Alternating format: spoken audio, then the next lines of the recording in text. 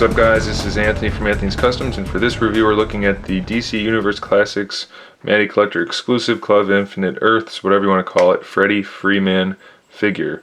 Never even heard of this guy before, but I read the back of the package and I guess he's a young guy that Billy Batson takes in and kind of tutors, trains, mentors a little bit, and later on he becomes Shazam.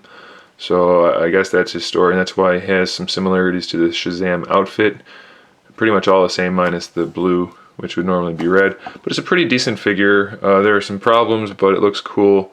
Overall, he's got the nice little detailing throughout the cape. There's shading, decent sculpt work. The head's okay. It looks good at first, but it's kind of crooked. The right side of his face sticks out a little bit, but it's still okay. And he's got some shading in the hair. There's shading throughout the blue here and there, so it looks alright. Shading on the yellow parts.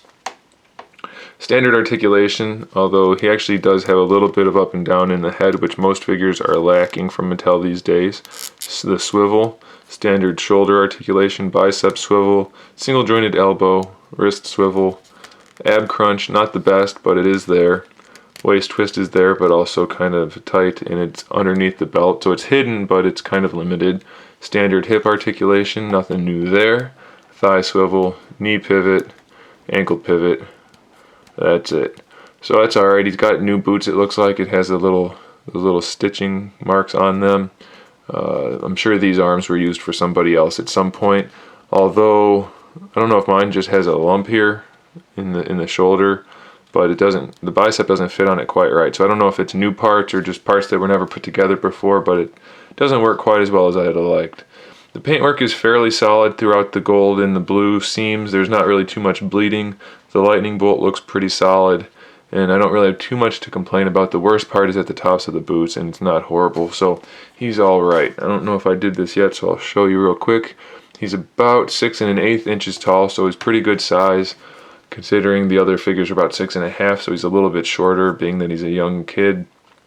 And he looks pretty good. I mean, there's nothing special about him, but he's not horribly built or anything like that, as we've seen in some of the other club exclusives. So I'm okay with it. He's pretty cool if you like the character design or Shazam or whatever.